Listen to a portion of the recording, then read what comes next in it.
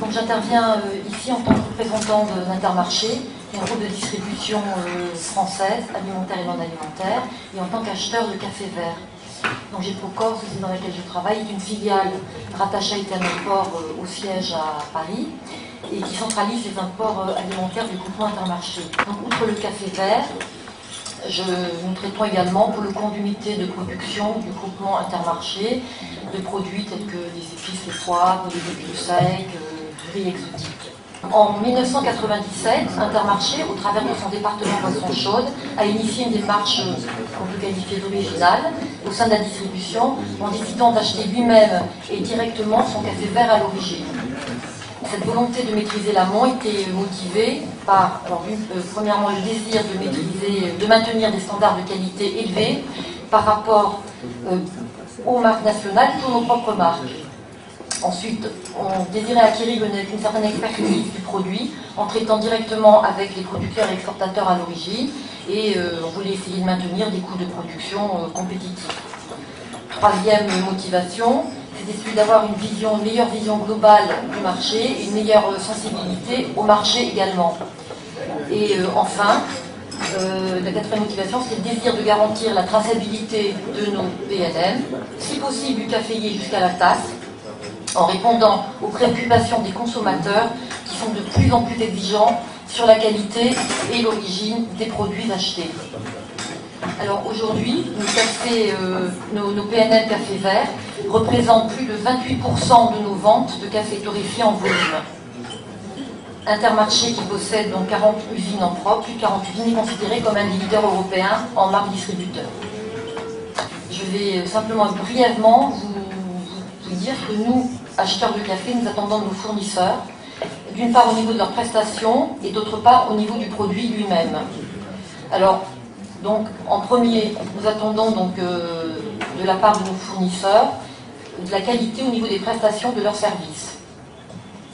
Donc, dans le cadre de notre démarche d'achat café vert à l'origine, la sélection de nos fournisseurs, producteurs et ou exportateurs, est essentielle.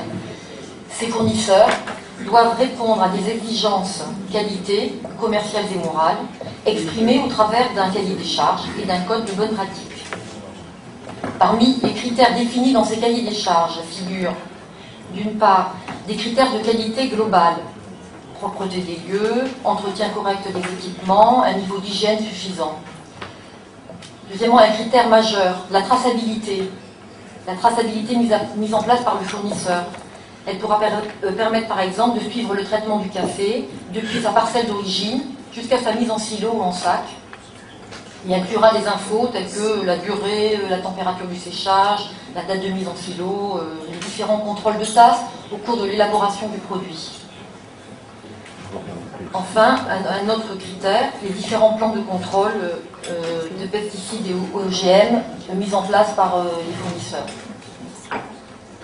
Un code de bonne conduite définit la qualité éthique et sociale et précise les engagements sociaux d'Intermarché. Là-dessus, c'est une démarche plus difficile à mettre en place. Donc, une fois sélectionnés, nos fournisseurs sont régulièrement visités et audités en période de récolte. On vérifiera le respect donc, par ces fournisseurs de nos cahiers des charges. L'outil de production sera évalué. Les investissements ou les améliorations qui ont éventuellement été réalisés dans l'année seront également évalués. Seront également évalués l'état des plantations, l'entretien, les traitements phytosanitaires, le respect de l'environnement. Pour nos ingénieurs qualité, les fournisseurs qui intègrent une démarche d'agriculture raisonnée sont référencés en priorité. La fiabilité économique également de nos fournisseurs sera évaluée, la capacité de production, la capacité de financement. L'évaluation, bien entendu, de la moralité du producteur. Sur place, le contrôle de la qualité intrinsèque du café sera fait par le biais de nombreuses dégustations qui nous permettent alors de valider les types de café qui nous intéressent et que nous serons peut-être amenés à acheter pour soit en pure origine ou pour nos mélanges. Enfin, très important pour nous, le bon accomplissement par le fournisseur des tâches administratives et logistiques.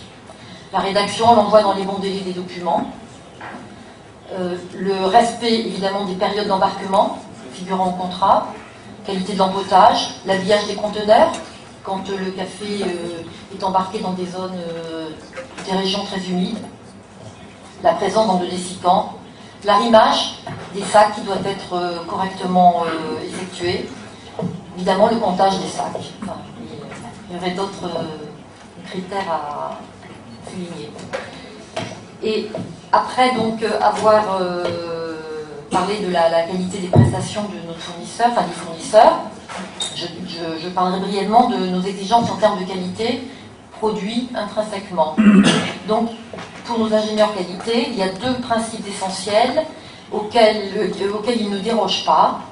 Premièrement, le respect du cahier des charges produit et l'agréage systématique d'un échantillon de pré-embarquement qui va conditionner la réalisation de chaque contrat.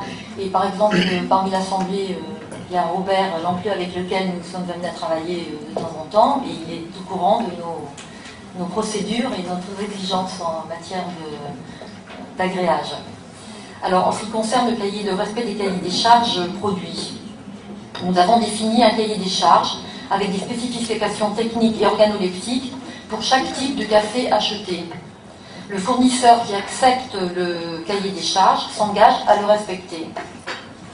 Et il s'engage donc à respecter nos spécifications techniques telles qu'elles sont définies donc au cahier des charges. Il s'engage à respecter un pourcentage maximum de défauts tel que défini à ce même cahier des charges. Et il s'engage à respecter des critères organoleptiques.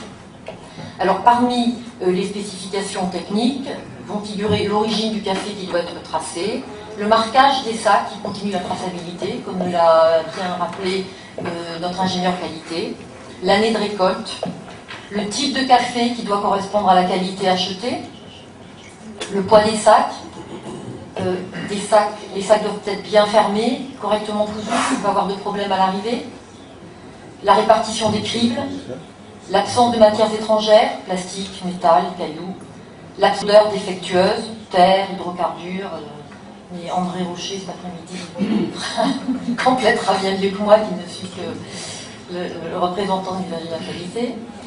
Et puis évidemment un taux maximum de cratoxine à respecter.